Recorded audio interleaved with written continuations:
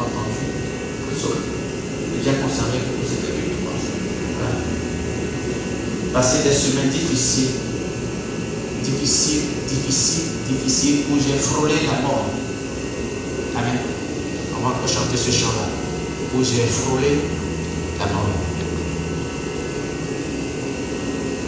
À ce jour, j'ai encore les séquelles. Amen. J'ai frôlé la mort. Alléluia.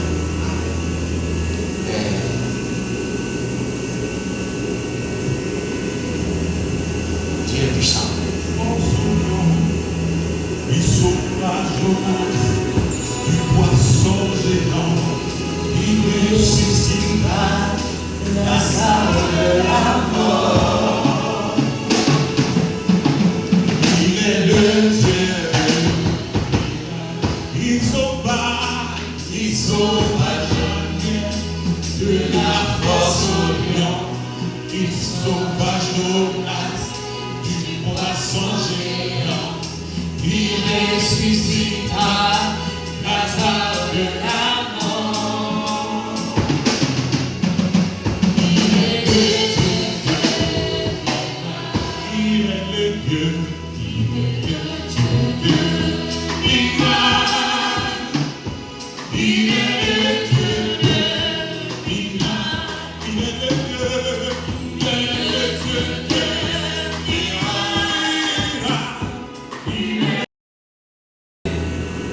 Mais Dieu m'a sorti de cette force au lion.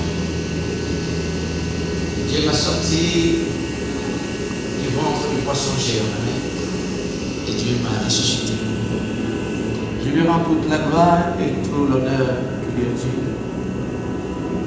Et je lui dis merci. Je vais chanter ce chant pour lui dire merci de m'avoir gardé encore en chair et en os au milieu de vous. Amen. Je vais chanter ce chant pour lui dire merci. Oh Seigneur, je te dis merci. Oh Seigneur, je te dis merci. Oh Seigneur, je te dis merci pour tout ce que tu as fait pour moi. Oh mon Jésus, je te dis merci. Oh mon Jésus, je te dis merci. Oh mon Jésus, je te dis merci pour tout ce que tu as fait pour moi. Merci, merci, mon Seigneur Jésus. Merci, merci, mon Seigneur Jésus.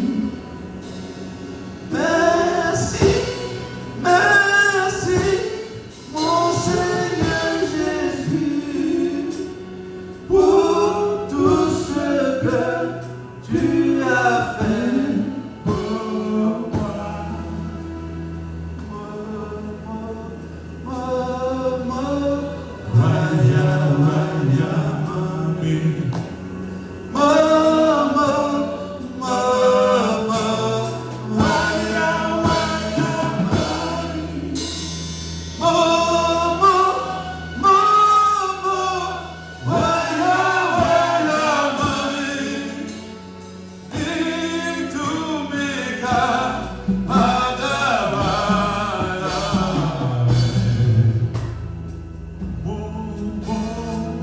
Merci Seigneur.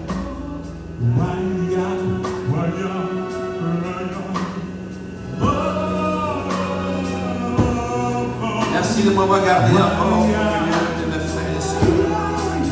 Merci de m'avoir encore restauré et Père éternel, délivré des mains de l'oiseleur. Merci encore Père éternel d'avoir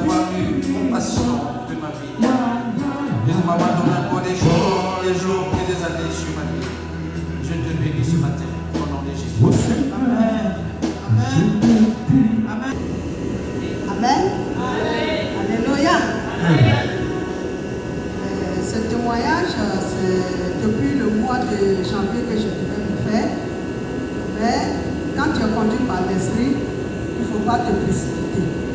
Et comme aujourd'hui nous sommes le 1er février, je fais le témoignage pour dire merci à Dieu. Quand on dit Dieu, il parle et il visite, il montre les choses qui sont mauvaises. Pourquoi? Pour que tu puisses te lever et pour prier. Même quand c'est bon, tu vas te lever pour le louer. Parce que quand c'est pas bon, c'est pour que tu puisses te lever pour prier, pour briser ce qui est mauvais. Et quand c'est bon, c'est pourquoi? C'est pour que tu loues son nom et lui dis merci. Après les fêtes, je suis allée voir, je suis retournée en Belgique. Et comme d'habitude, quand je dors, il vient toujours me réveiller. Je ne mets pas de réveil. Il dit, il est l'heure, ma servante, lève-toi. Puis je me lève. Ce témoignage, le fait qu'il me réveille, ça s'est passé 2 fois qu'on était à battre le voile. Donc ça fait que maintenant, je suis conduit par l'Esprit de Dieu et je suis vraiment à l'écoute. Pendant la nuit, souvent quand je finis de prier, pour ne pas être dans les distractions quand je passe, je mets les études publiques de YouTube et puis à travers ça, je m'endors. Je médite et je m'endors. Et il était entre 3h et 4h. J'étais dans mon salon en train de sécher mon linge. Et j'ai fait face à la porte d'entrée. Et je vois mon grand-fils. Les publicités, que ceux qui ne connaissent pas les publicités de culte que la servante fait sur le groupe, le visage que vous ne reconnaissez pas, c'est mon fils. Pour ceux qui le connaissent, je n'ai pas besoin de préciser. Je vois qu'il avait un visage froissé, qui ouvrait la porte comme si un voleur qui rentrait dans une maison. Et puis j'ai soulevé ma tête. Je dis, mon garçon, qu'est-ce que tu as? Il dit, maman, et cette voix-là, encore, quand il était à l'hôpital, je suis fatiguée. Je suis fatiguée, j'ai demandé la permission pour rentrer à la maison. C'était pas dans mon sommeil, mais je ne dormais pas. On dirait comme si un film. Et je lui ai dit, tu veux que je te prépare quelque chose? Je dis, je vais aller me coucher. Donc je me réveille. Puis je prie mon Dieu, celui que j'ai toujours appelé, qui m'a répondu. Il dit, ce que tu m'as montré, si c'est vrai, et ça va se passer, mais rien ne se passe dans sa vie. Et je n'ai plus dormi. J'ai prié jusqu'à ce que je m'endorme un peu. Et je me suis levée et j'ai commencé à faire. J'ai commencé à vaquer mes occupations. Et comme lui, souvent il se réveille à 6h pour aller dépanner. Donc, j'ai vu que ses chaussures et sa voiture n'étaient pas là. Mais j'ai dit, Seigneur, je te le confie. Je suis descendue, j'ai fait tout ce que je devais faire, peuple de Dieu. Mon téléphone, il était en charge. Le téléphone a sonné, mais je n'ai pas attendu la sonnerie. Et puis à un moment, il y a quelque chose qui me dit, va vers ton téléphone. Et je vais vers mon téléphone et je regarde l'appel de mon fils. Et je prends le téléphone, je l'appelle et j'entends la voix, même voix. Maman, ne t'inquiète pas, je suis en urgence. J'ai dit, mon garçon, Dieu m'a montré, mais rien ne va pas se passer. Tu vas sortir du monde. Et j'ai eu le calme. Comme j'ai eu le calme quand il était à l'hôpital en 2020, et mon fils était en salle de réanimation. Et il m'a appelé le même calme que j'ai eu. J'ai eu encore ce même calme. Et ne t'inquiète pas. Et puis j'ai commencé à prier. J'ai commencé à louer Dieu. Je suis sortie pour aller faire mes visites, mon dîner. Et je vois sa voiture, il n'était pas là. Donc, avant de rentrer dans la maison, je prends mon téléphone. Au moment où moi je vais l'appeler, lui il décroche en même temps. Il dit, maman, je suis en chemin, je rentre. Je dis, ah, comme je n'ai pas vu ta voiture, c'est pour ça que je t'appelle. Il dit, je rentre, mais mon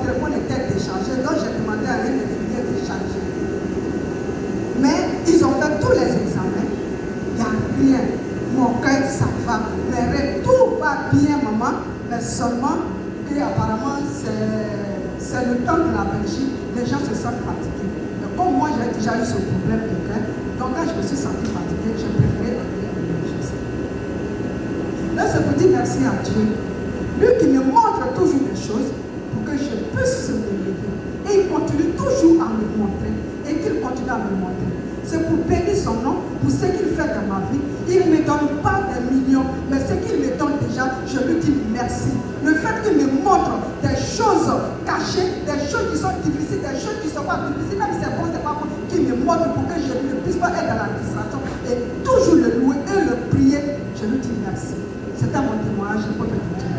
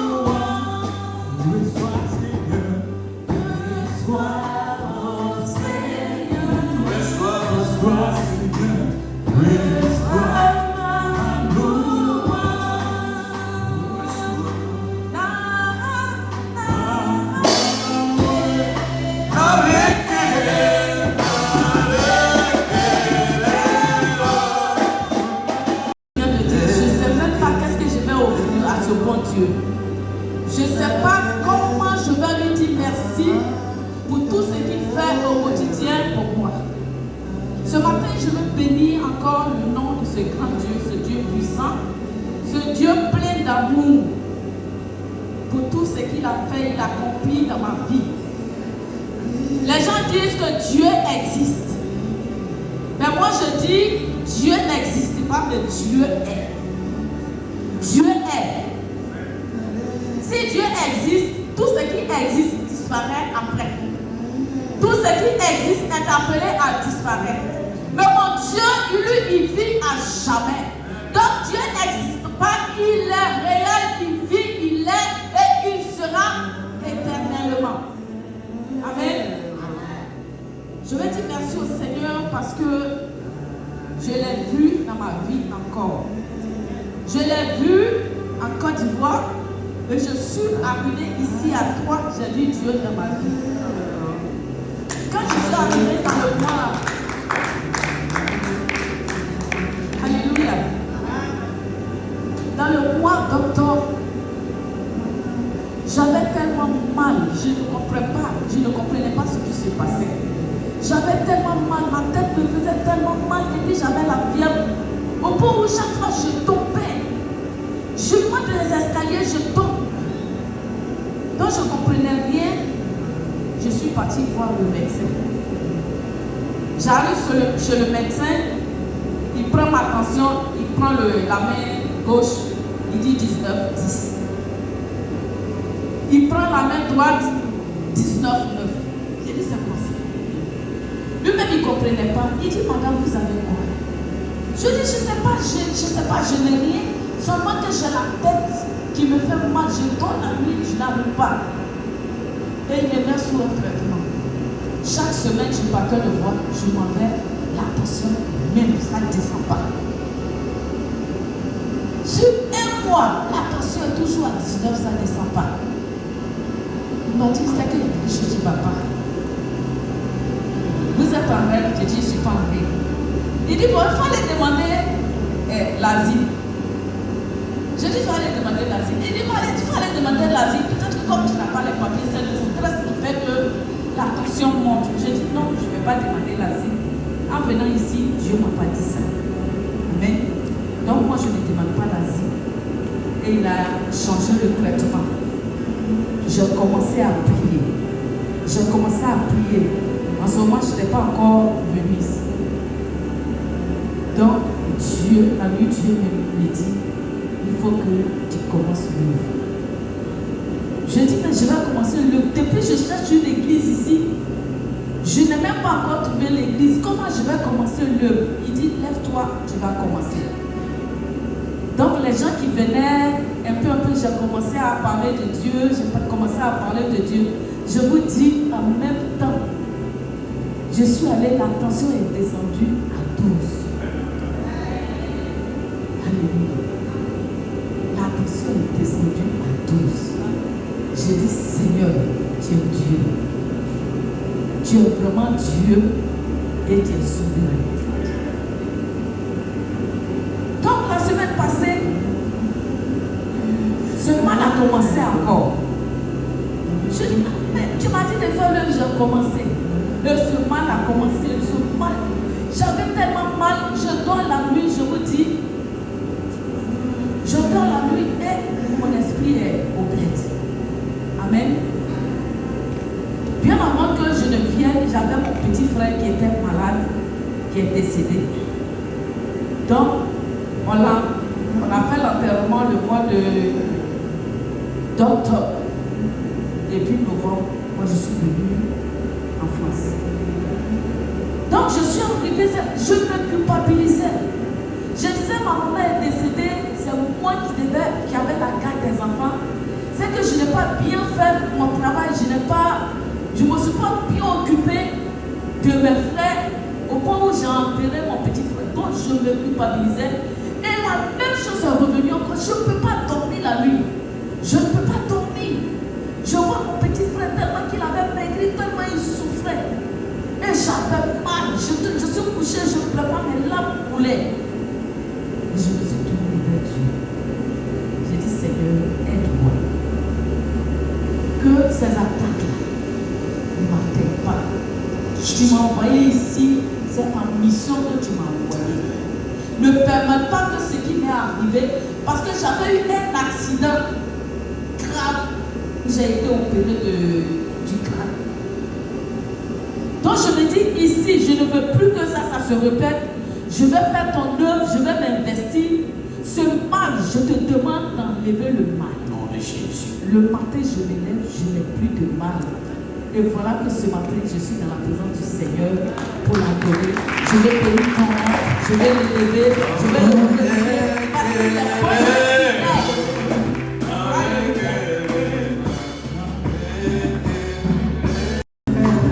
Dans nos vies, dans la famille Lavry, je sais que sa mère est sur cette famille. Je sais que si nous sommes là encore aujourd'hui, c'est par sa grâce, c'est parce qu'il est là. Et il nous compte. Et je lui dis merci pour tout ce qu'il a fait. Je lui dis merci pour ce qui va arriver. Je lui dis merci pour ce tout son plan qu'il a pour la famille Lavry. Je bénis son Seigneur. Amen. Soyez bénis. Gloire à Dieu, Seigneur Jésus, tu me donnes la force. Mon Jésus, tu me donnes la force encore ce matin d'être dans la présence, dans ta présence. Donne-moi encore la force de tenir encore et encore et encore. Que ta volonté s'accomplisse dans ma vie et celle de ton peuple en ce lieu. Je prie pour toutes les personnes qui doivent se déplacer pour des raisons X ou Y. Amen. Que là où ils sont, que l'Esprit de notre Dieu qui est en ce lieu les visite. Alléluia. Et les garde, les protège dans le puissant nom de Jésus. Père éternel, pour mon esprit, donne-moi la connaissance de la parole et révèle-moi toutes choses au travers de ce message. Que ce ne soit pas moi qui parle, mais ton esprit. La Bible déclare que poussé par l'esprit, les hommes ont parlé de ta parole. Amen. Ce matin, que ton esprit me pousse à parler de ta parole pour ton peuple.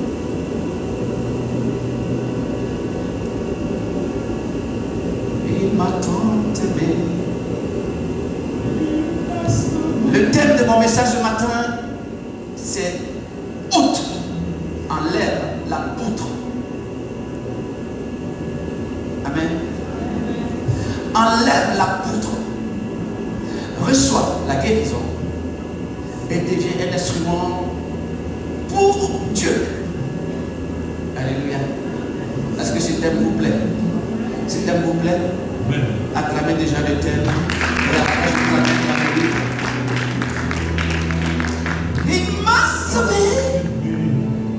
Il m'a donné dans le livre de Matthieu, au chapitre 7, du verset 1 au verset 7. Comment va la servante très forte? Tu vas bien? Sois béni. Il m'a tant aimé. Il m'a sauvé. Matthieu chapitre 7. Restez concentrés, restez connectés. Alléluia. Quelque chose va se passer dans nos vies ce matin. Ça va, la fille, la basketteuse, ça va? Maman va bien?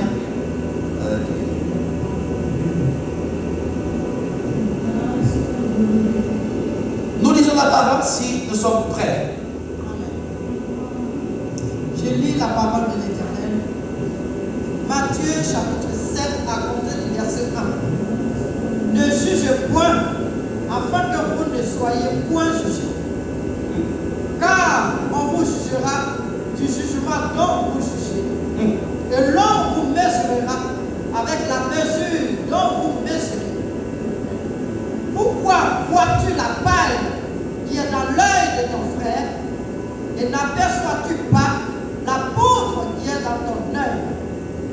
Ou comment peux-tu dire à ton frère, laisse-moi ôter une paille de ton œil, toi qui as une poudre dans le ciel? Hypocrite, ôte premièrement la poudre de ton œil, et alors tu verras comment ôter la paille de l'œil de ton frère. Est-ce qu'on peut acclamer ce passage dans le livre de Matthieu, chapitre 7, verset 1 à 5?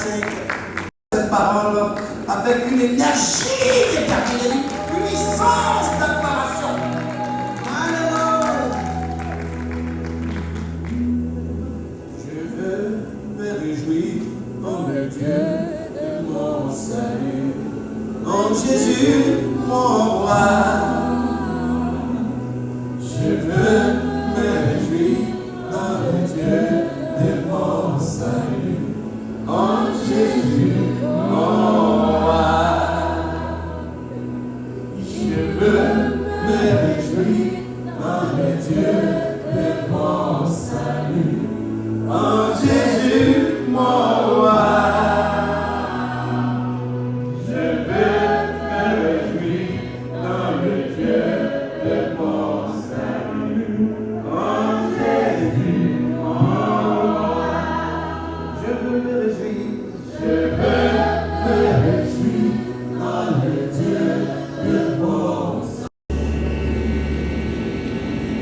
Et pendant que je priais, Dieu me dit, ce qui est tenté de te détruire, ce n'est pas une maladie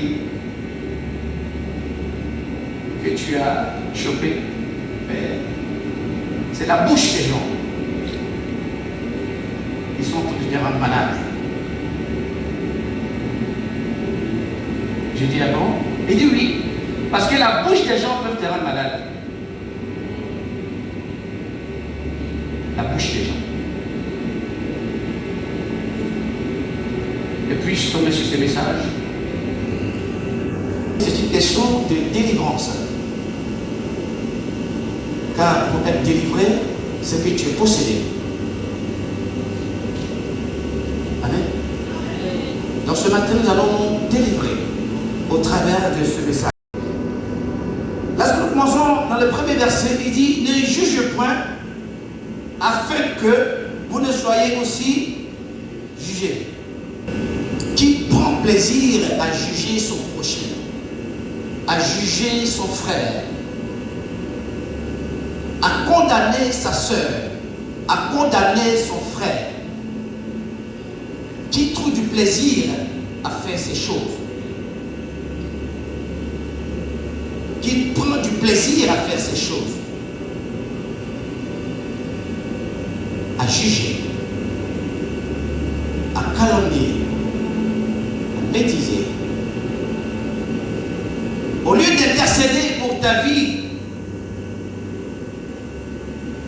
passes ton temps à faire ces choses. Mais la Bible te dit que si tu juges, on va aussi te juger.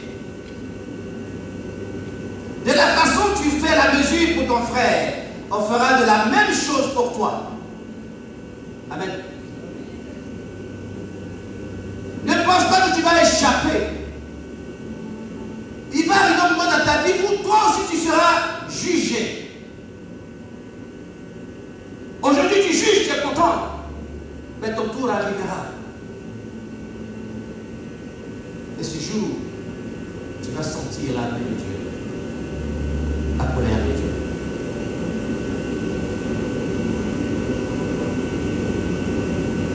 Cette parole nous met en garde de ne pas faire ces genres de choses. Pourquoi? Parce que tu ne connais pas le combat de la personne. Tu ne connais pas ses difficultés. Tu ne connais pas sa souffrance. Tu ne connais pas son intimité. Tu ne connais pas ses secrets intimes.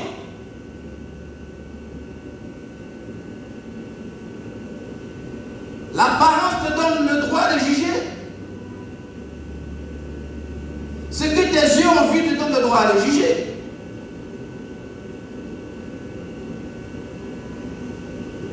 Parce que tu as vu, tu te donnes le droit de juger ce que tu as vu. Mais tu ne sais pas ce qui se cache derrière cette apparence. Tu ne sais pas quelles sont les souffrances que cette personne endure. Tu ne connais pas ces nuits blanches, ces journées terribles, de murmures, de soupirs, de combats.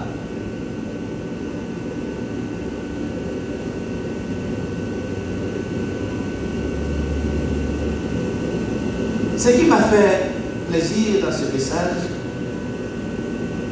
au verset 3, il dit: pourquoi vois-tu la paille? Amen. Qui connaît la paille? La paille.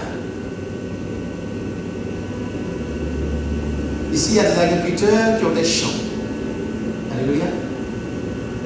Et il y en a qui rassemblent les pailles pour donner aux animaux. Elle est fine comme ça, la paille. On dira que sur lesquels le blé se fixe. Alléluia. Il dit, pourquoi, au verset 3, il dit, pourquoi vois-tu la paille qui est dans l'œil de ton frère? Amen. Et toi, tu n'aperçois pas la poudre qui est dans ton œil. Entre la paille et la poudre, qui est gros? La poudre. Est-ce qu'on peut acclamer la poudre? La poudre. La poudre. Pourquoi tu vois dans les yeux du pasteur Élie la petite paille qui est dans son œil, alors que toi-même dans ton œil il y a une grosse poudre qui est couchée?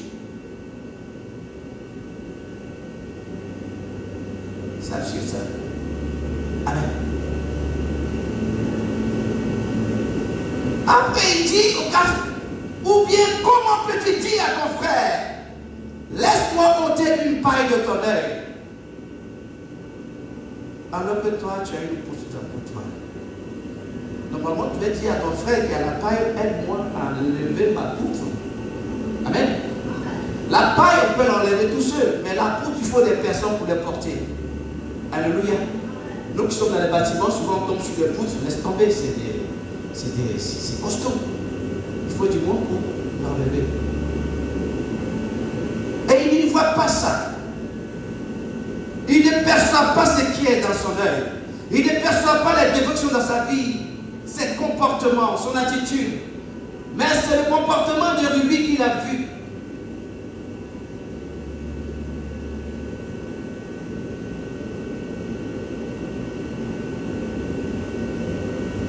Là où j'ai commencé à prêcher sur le verset 7. Il dit hypocrite. Hypocrite. Qu'est-ce qu'on appelle un hypocrite? C'est qui un hypocrite? C'est quoi l'hypocrisie? Deux visages, deux langues. Qu'est-ce que c'est que l'hypocrisie?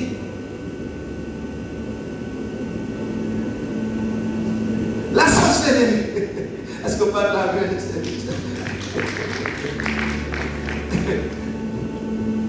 Hypocrite. Autre, premièrement, la poudre qui est dans ton œil, et c'est à partir de cela que tu pourras venir à ton frère qui a la paille pour enlever la paille qui est dans son œil.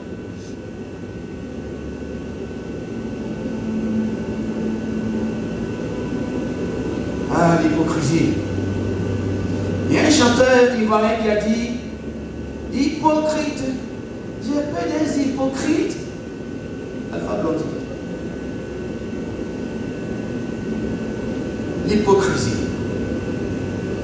Ôte premièrement la poudre de ton œil et alors tu verras comment ôter la paille de l'œil de ton frère.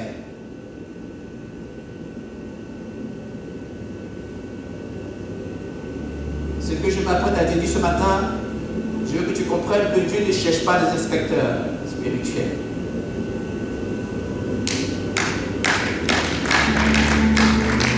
Des inspecteurs spirituels, ni des commissaires de police, ni des OPJ,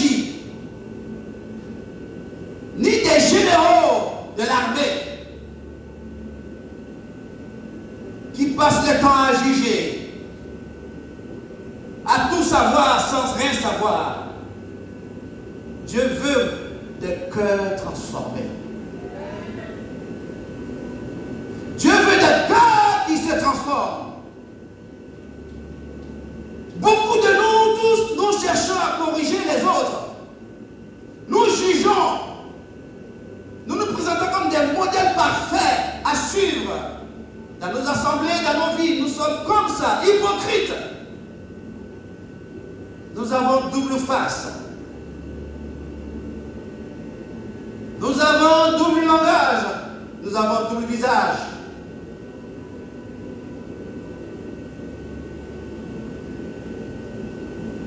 Ce qui m'a fait plaisir, mon diacre principal, c'est que le jugement des hommes, le Saint-Esprit ne tient pas compte de ça. Oh, je ne parle pas quelque chose.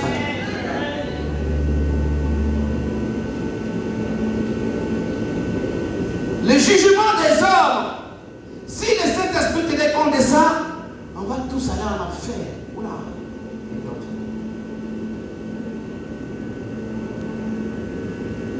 Mais dis avec moi ce matin, nous avons la chance.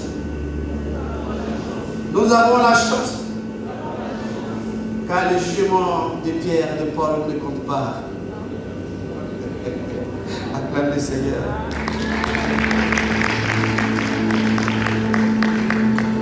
Ne jugez pas afin que nous soyons aussi jugés. Ne calomniez pas afin que nous soyons aussi calomniés.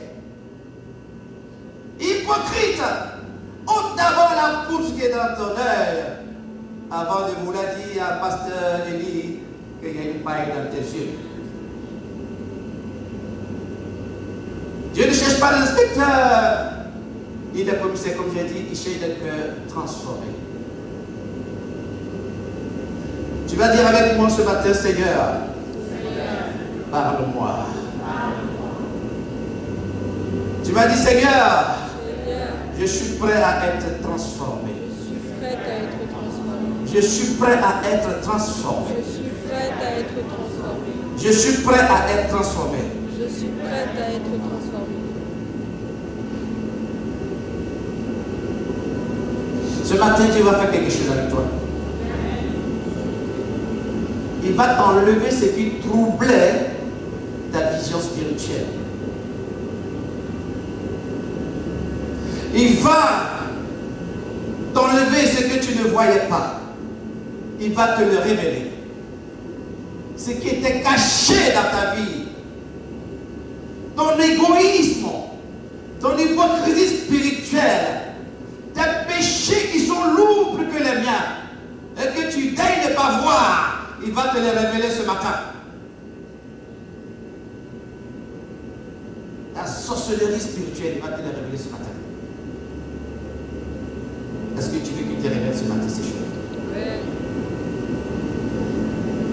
Il faut qu'il te révèle parce que c'est une délivrance que tu vas recevoir.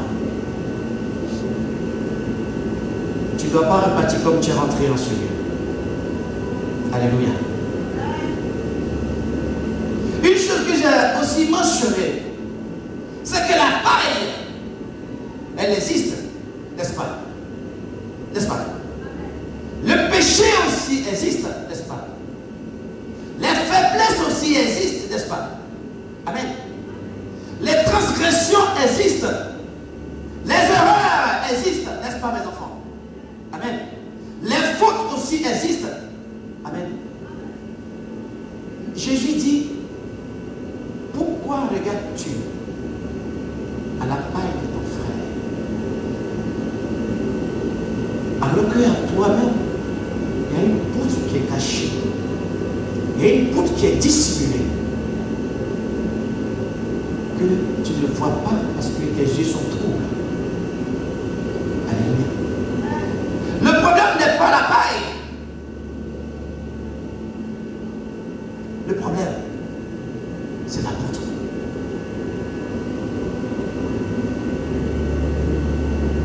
Le problème que nous avons, c'est la poutre. Amen. Parce que la poutre représente l'orgueil spirituel. Alléluia. La poutre représente l'hypocrisie, les blessures non guéries qui sont enfouies en nous, les jugements intérieurs, le péché qu'on cache constamment, le traumatisme déguisé.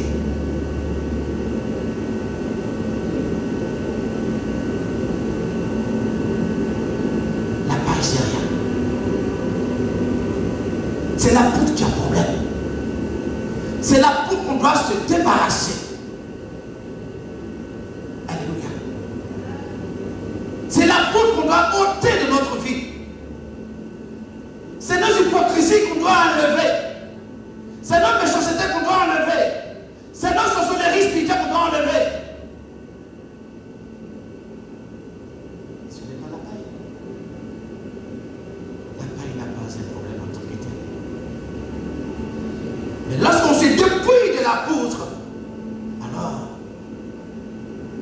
en ce moment, nos yeux s'ouvrent et nous pourrons agir dans la vie de Pierre.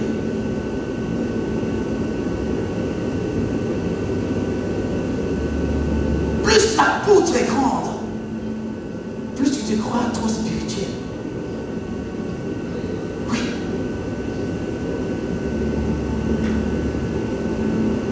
L'orgueil spirituel te fait croire que tu es spirituel. Parce que la poutre est énorme. La poutre est massive. Et tu traînes ça dans les assemblées. C'est toi qui es sans péché. C'est toi qui es sans péché, qui est pur. J'ai entendu dans mes assemblées un jour une servante qui s'est levée qui me dit, moi je n'ai jamais péché.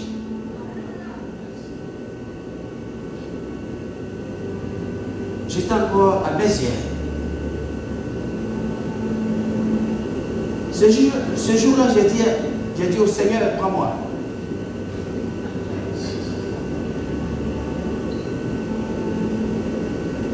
C'est l'orgueil spirituel qui rend ces gens de personnes dans cet état.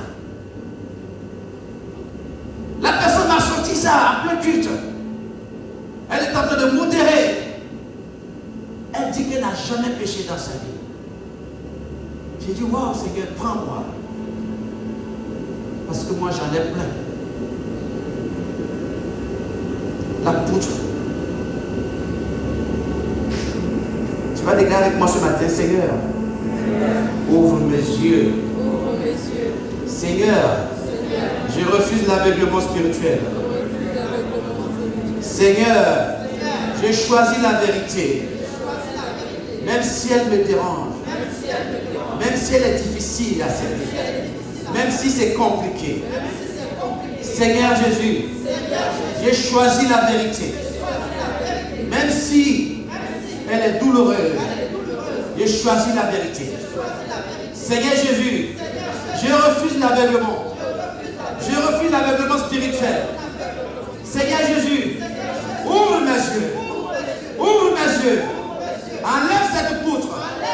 Enlève cette poutre. Enlève cette poutre. Enlève cette poutre. Enlève cette poutre. Ce matin, tu es ici pour que Dieu ôte ta poutre. Pendant que je suis en train de prier, le Saint-Esprit est en train de faire quelque chose. Il s'apprête à faire tomber les poutres. Il s'apprête à faire tomber les blessures d'enfance. Il s'apprête à faire tomber les offenses anciennes. Toi qui as été offensé, ce matin le Saint-Esprit est en train de faire tomber les offenses anciennes. Toi qui as été humilié, ce matin le Saint-Esprit est en train de faire tomber cette humiliation. Seigneur, ouvre mes yeux.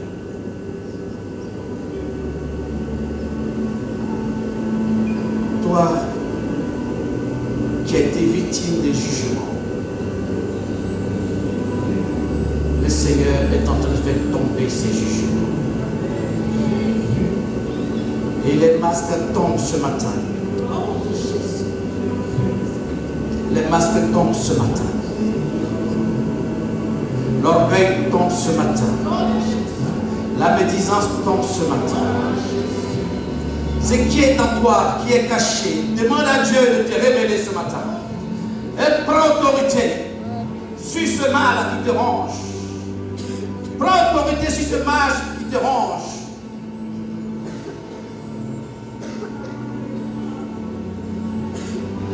Aujourd'hui, tu vas dire, j'ôte la poutre de mon œil.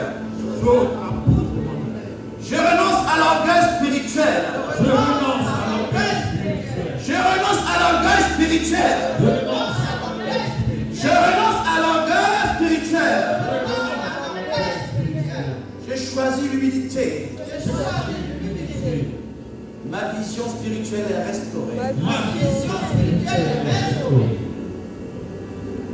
Bien-aimé, quand la poutre tombe, alléluia, la guérison dans ta vie commence à se faire. Quand la poutre tombe, la guérison aussi commence à se positionner dans ta vie. Quand la poutre tombe, la délivrance est proche. Quand la poutre tombe, les portes fermées commencent à s'ouvrir. Parce que la poutre fermait toutes ces choses, toutes ces bénédictions. Quand la poutre tombe, bien-aimé, ton ministère est libéré. Amen. Il y a des personnes parmi nous qui servent avec l'orgueil à l'autel. Oui, aussi longtemps qu'ils sont dans ces schémas, qu'ils n'aillent pas à la repentance, à la délivrance, ils sont dedans. Et ils prospèrent avec l'orgueil dans le mal. Pour que ton ministère puisse être libéré, il faut que ton orgueil tombe. Il faut que ta poutre tombe.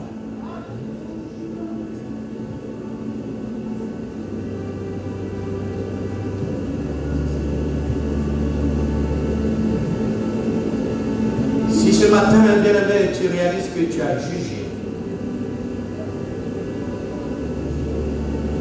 ou tu as condamné quelqu'un, ou tu as critiqué, ou tu t'es endurci, ou tu as caché ta douleur derrière la religion.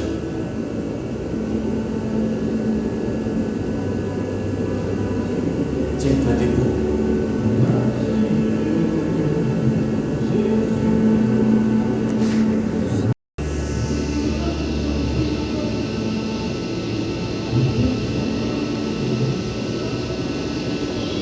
Tu vas répéter avec moi et tu vas prier avec l'interprétation tout à l'heure.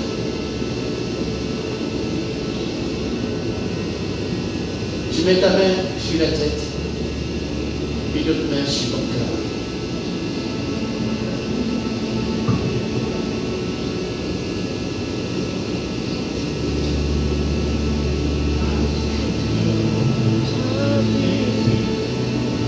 répéter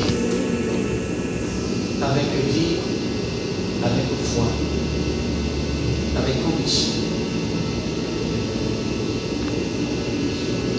Seigneur Jésus, je reconnais ma poutre. Seigneur Jésus, je reconnais ma poutre. Je ne veux plus me cacher. Je viens tel que je suis. Purifie-moi. Transforme-moi. Je reçois ton pardon. Restez comme vous êtes.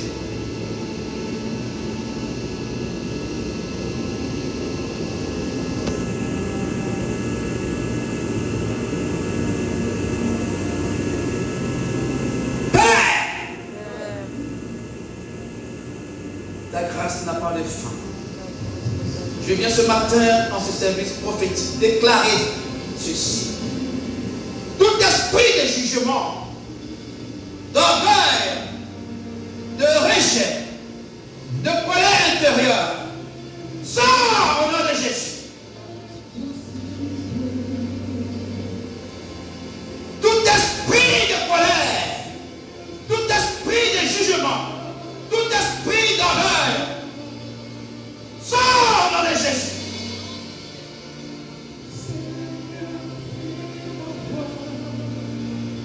Sors au nom de Jésus.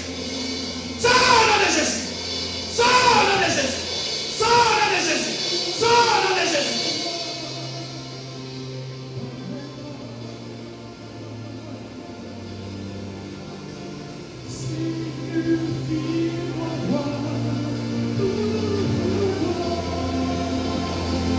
Je parle maintenant à toute blessure cachée.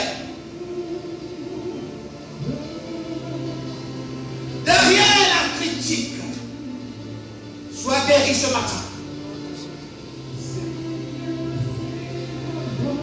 Là où la poutre spirituelle a affecté le corps, la migraine, l'oppression, les douleurs chroniques, les troubles émotionnels, je proclame que par la maîtrisure, nous sommes guéris.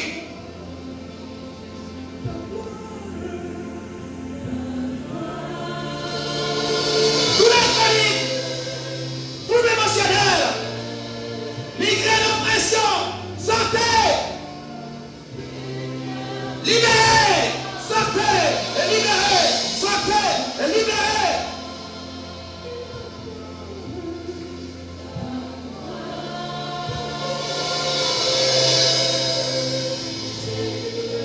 Libère ton cœur ce matin.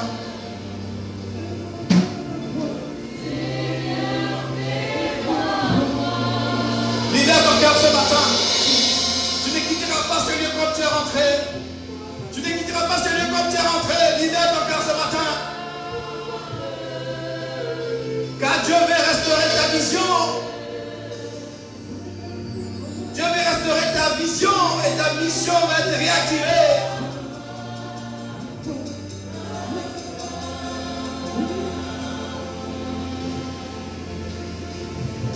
Seigneur, ton peuple rassemblé en ce lieu, en ce jour, de la paille et de la poutre. Je sais que tu opères des grandes choses. Je sais que tu es bon et tu es compatissant. Et ce matin, Seigneur, que ta gloire soit visible dans la vie d'un frère, d'une sœur, d'une mère, d'un père. Car lorsque tu enlèves la poutre, tu nous utilises pour ôter la paille de nos bouches. Ce matin, ma prière est fervente, comme dirait Jacques, qu'elle ait une grande efficacité dans la vie de quelqu'un. Longtemps tu as jugé, longtemps tu as critiqué, que ce matin cela s'arrête dans ta vie. Que ce matin cela s'arrête. Que ce matin cela s'arrête. Que ce matin cela s'arrête. Que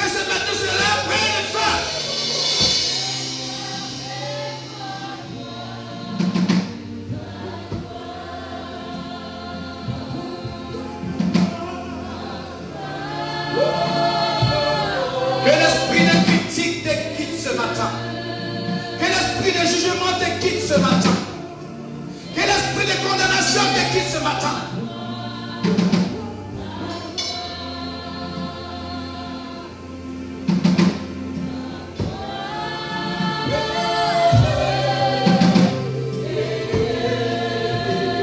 S'il y a des personnes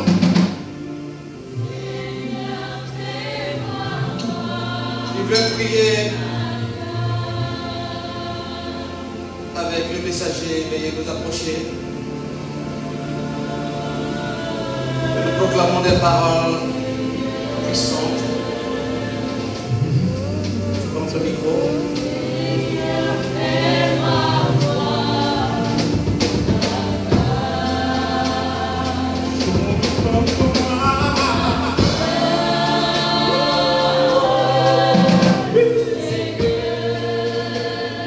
Esprit de jugement, consciemment ou inconsciemment ce matin, nous te chassons de la vie des enfants de l'Éternel.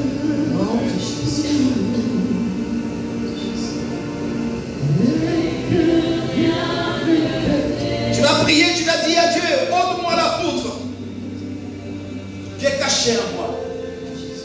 Prie dans ce sens, demande à Dieu, ôte-moi la poutre qui est cachée en moi. Lève ta voix et prie. Parle à ton Dieu, Seigneur. Parle à ton Dieu.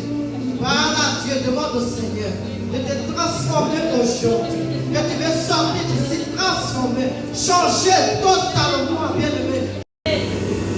Ça fait près de 4-5 mois que je traverse les difficultés.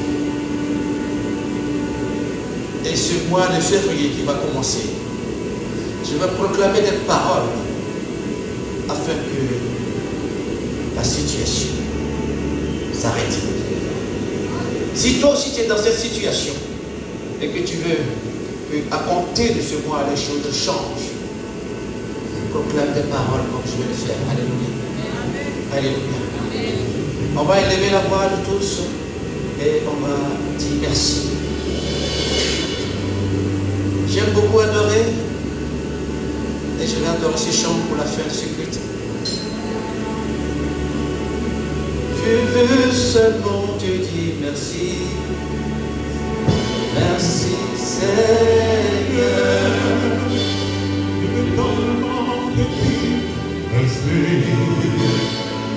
Merci Seigneur. Je ne sais pas te dire. Père éternel, Merci, merci. que ce mois de février qui commence, que tes anges fassent quelque chose de nouveau, de merveilleux et de puissant dans la vie de tes enfants. Ne pouvons pas commencer ce mois sans t'appeler au milieu de nous, au milieu de nos familles et au milieu de nos activités. Ne pouvons pas commencer ce mois sans t'appeler à nous guider, à nous conduire, à nous sécuriser. Voici pourquoi ton peuple en ce lieu demande ta présence. Demande ta présence. Que ta main puissante, ta main puissante, ta main puissante prenne le contrôle de tout ce que nous allons toucher ce mois de février. Bénis ton peuple. L'accompagne sain et sauf. Que les greniers ne manquent de rien. Sécurise les vies, protège-les, garde-les dans le creux de ta main. Afin qu'un jour nouveau se lève sur la vie et qu'ils viennent te célébrer encore en ce lieu ou ailleurs. Merci Seigneur Jésus. Merci pour ton amour. Merci pour ta patience. Merci pour ta grandeur. Merci pour ta bonté. Merci pour ta prospérité. Merci pour ton élévation. Je veux qu'on acclame le